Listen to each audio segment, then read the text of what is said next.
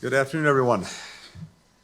So I have been long looking forward to returning to Vietnam and making my first visit here as Secretary of State. I was here as Deputy Secretary in 2015 and 2016, but I am so pleased to be back today. A decade since the United States and Vietnam launched our comprehensive partnership, and nearly 28 years since we normalized relations, our nations have forged a relationship that is robust, dynamic, and consequential.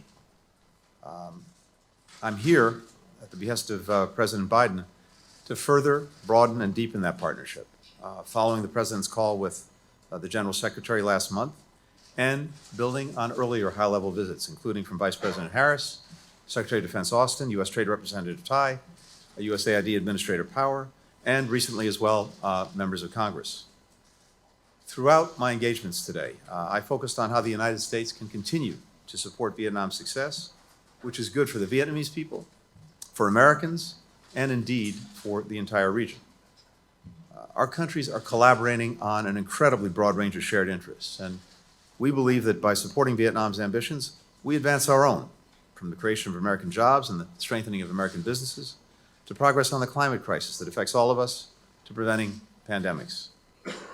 I also focused on how our countries can advance a free and open Indo-Pacific, one that is at peace and grounded in respect for the rules-based international order.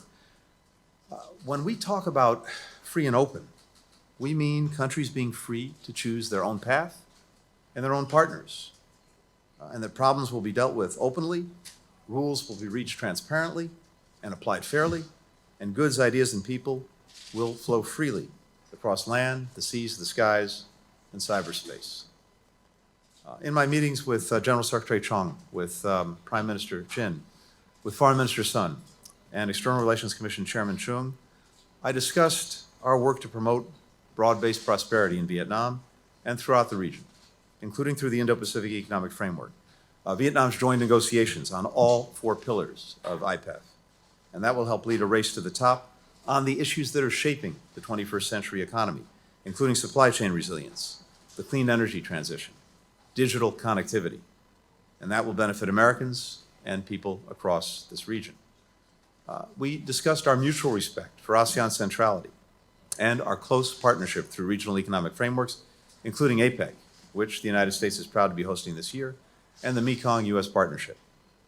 We appreciate Vietnam's indispensable leadership in solving development challenges in the Mekong region that have been made worse by dam construction, climate change, and overfishing. We're also growing our bilateral economic partnership. The U.S. is helping Vietnam double down on key reforms it's embraced, including on labor, intellectual property, fair trade, which have made it one of the fastest growing economies in the world.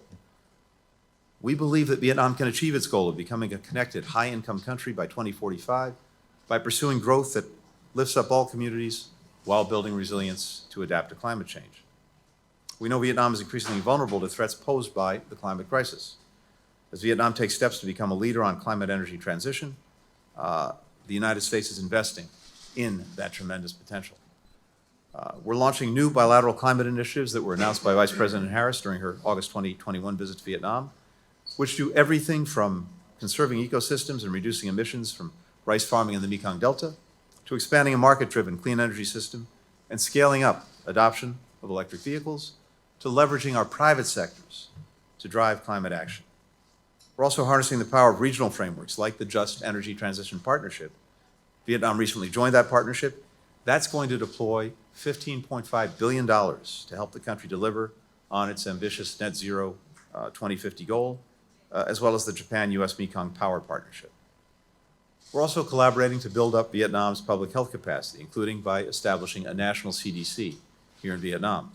We partner closely to combat the COVID-19 pandemic, with the United States donating more than 40 million vaccine doses, following Vietnam's donation of millions of articles of PPE during the earliest part of the pandemic, when America was at a time of its greatest need.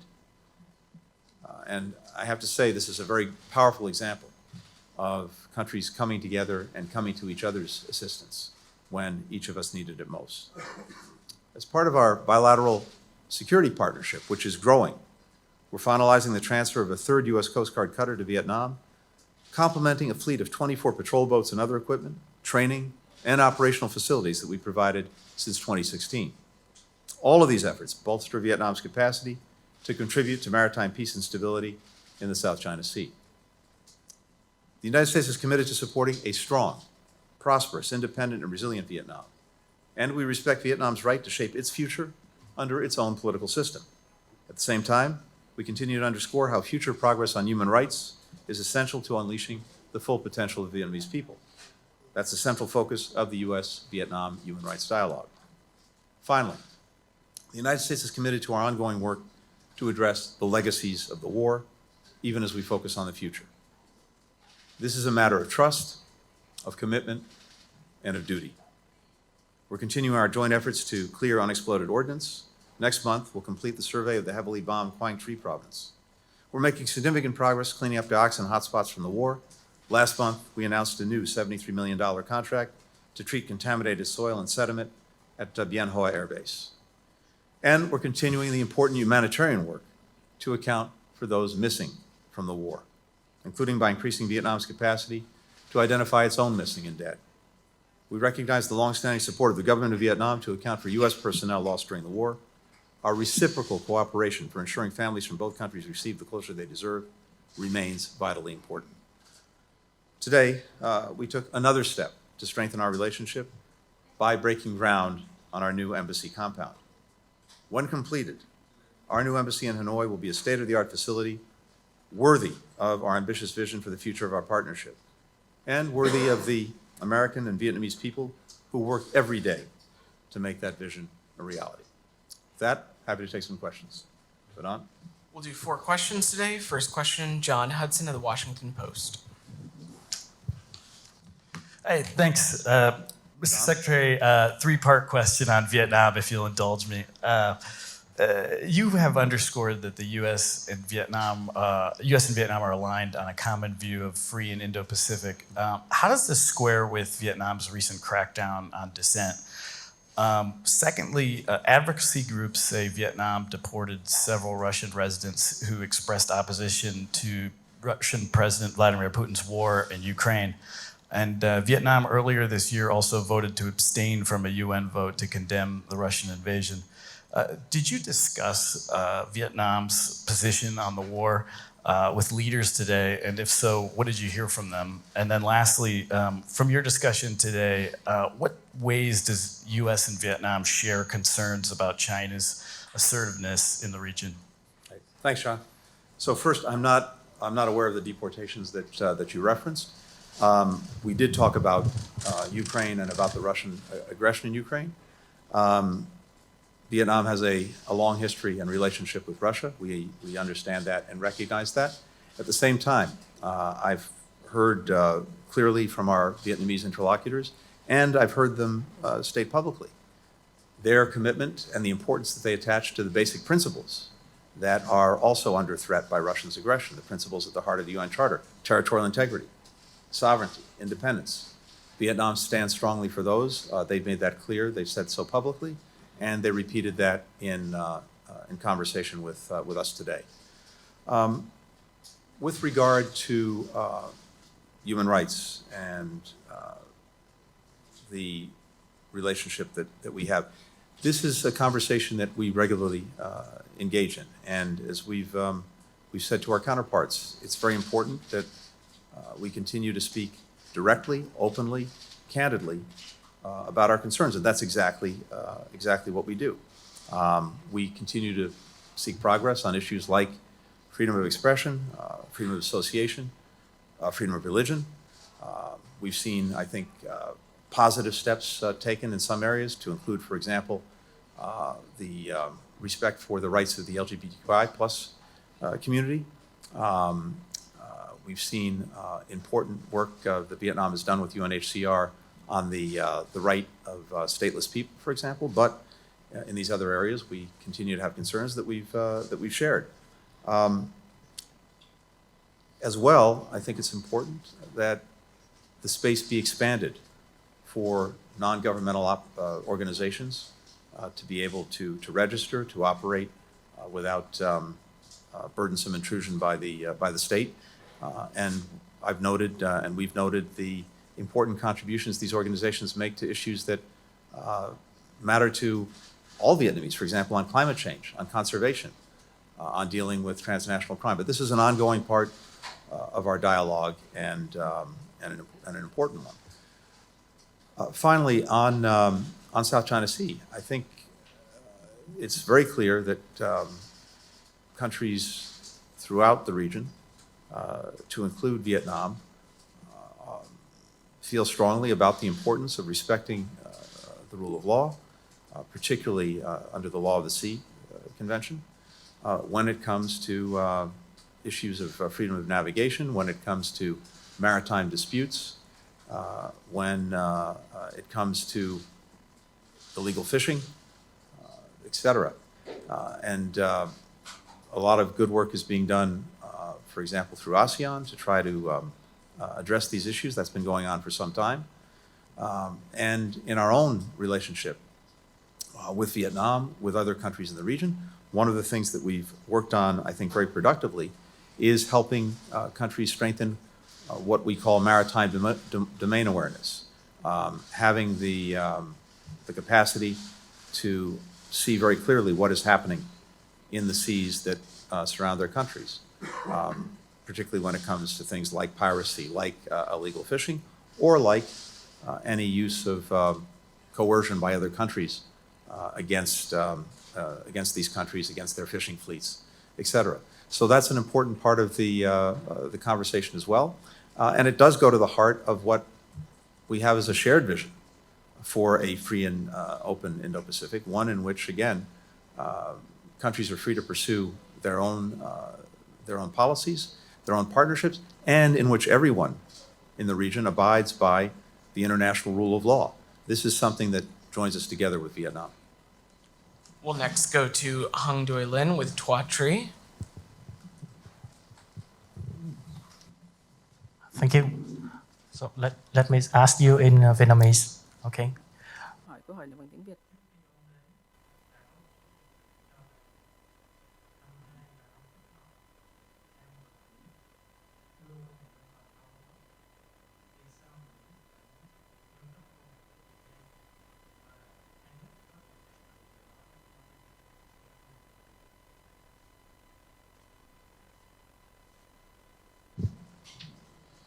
Secretary Blinken, before your arrival, there are already circulation that this year will be the very good year to change the partnership from comprehensive to strategic partnership. Why would the U.S. would like that, and what do you think whether the two countries can result in that goal? Thank you. I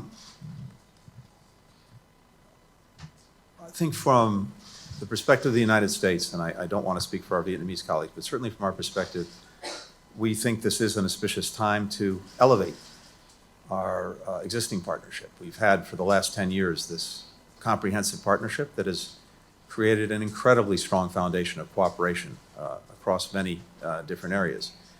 And as a result, we think this is a good moment to go even further. And by that we mean this: to make even more effective the existing cooperation that we have, and then to work in new areas of cooperation and collaboration in the partnership.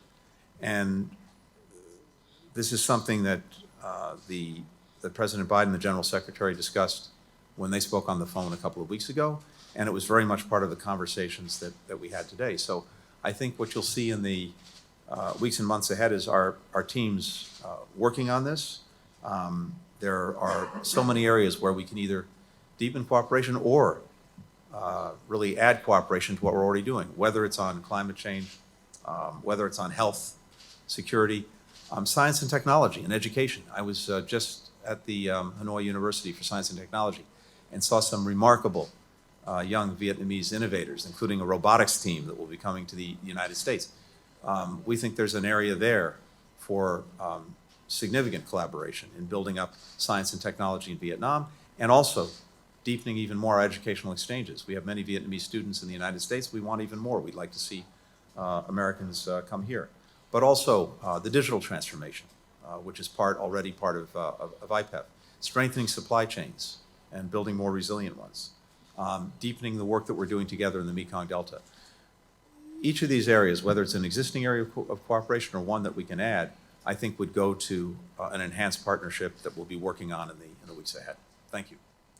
We'll next go to Matt Lee with the Associated Press. Hi, thanks, Vedant. Hi, Mr. Secretary. Couple of things. One, do you have any understanding of what the situation, what's going on in Khartoum right now in Sudan? And then more to the point of this trip, tomorrow you're going to be beginning almost 3 days of talks with your G7 colleagues in what is the first big international meeting since these leaks of the highly classified information. Whether or not you expect or worry that your colleagues in Japan might ask you about that or raise it as a problematic issue, what do you say to people who ask whether the U.S. can still be a trusted partner and ally, given that this set of leaks is like the fourth major one in about a decade from Americans? And then lastly, on Evan Gershkovich, is there any update on his situation in terms of getting consular access? We've seen that the Russians have said that they might be willing to arrange some kind of a swab for him. Is there anything to report on that front? Thank you. Great. Thanks, Matt. First, on Khartoum, the major parties in Khartoum some weeks ago reached a very important framework agreement on how to proceed with a transition to civilian government. And there's been real progress in trying to move that forward. I spoke to General Burhan just a couple of days ago on that very topic. And there are still some important remaining issues that need to be dealt with, but I think there's a real opportunity to move forward on the agreed framework, and certainly that's what we're strongly supporting. It's a fragile situation. There are other actors that may be pushing against that progress, but this is a real opportunity to finally carry forward the civilian-led transition, and one that we and other countries are trying to bolster. So we're very focused on that, along with other partners. On the intelligence leaks, what I can tell you is this: we have engaged with our allies and partners since these leaks came out, and we have done so at high levels, and we have made clear our commitment to safeguarding intelligence and our commitment to our security partnerships. What I've heard so far, at least, is an appreciation for the steps that we're taking, and it's not affected our cooperation. I just haven't seen that, haven't heard that, and of course the investigation is taking its course. There's now, as you know, a suspect in custody, but importantly as well, I know measures being taken to further safeguard information. But to date, based on the conversations I had, I have not heard anything that would affect our cooperation with allies and partners. On Evan Gershkovich, I don't have anything new to share. We continue to seek consular access. That has not yet been granted. It needs to be. This is a Russian obligation, and so we're looking to that. And I've heard some of the comments that have been made, but there's nothing that I have to report on where this might go. We continue to call for his immediate release, and certainly we need to see consular access now. Final question, Bui Ki Lu with Bao Chin Fu. Điện tử chính phủ.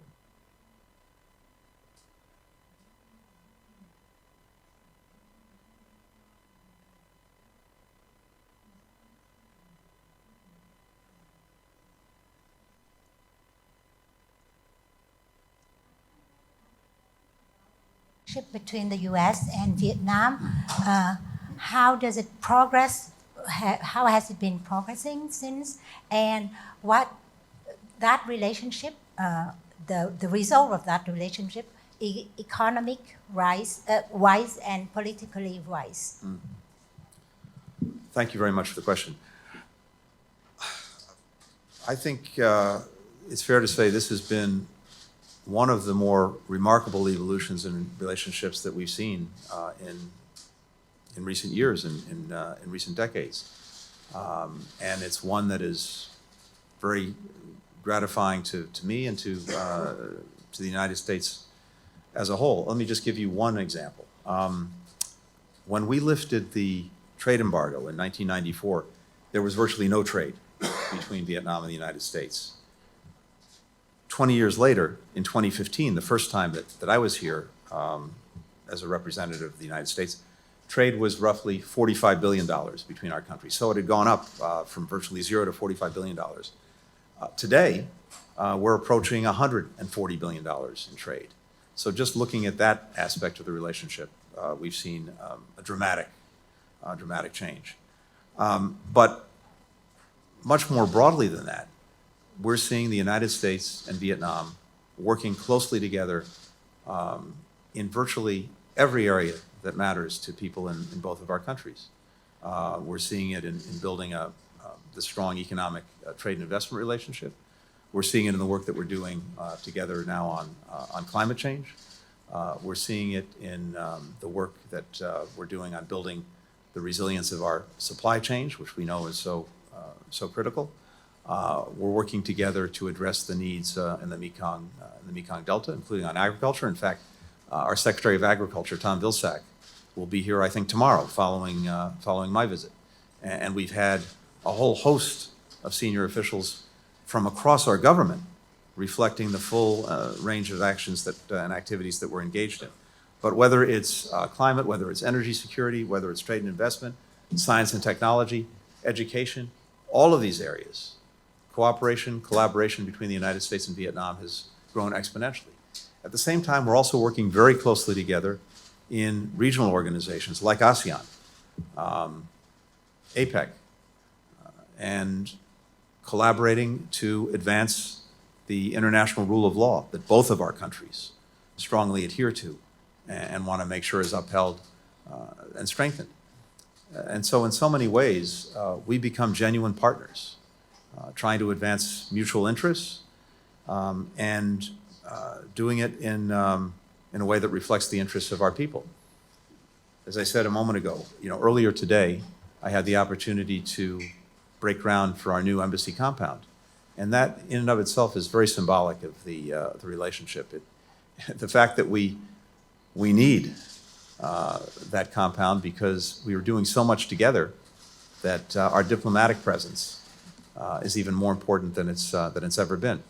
So for us, for President Biden, Washington, this is one of the most dynamic and one of the most important relationships we've had. It's had a remarkable trajectory over the last couple of decades. Our conviction is that it can and will grow even stronger in the decades ahead.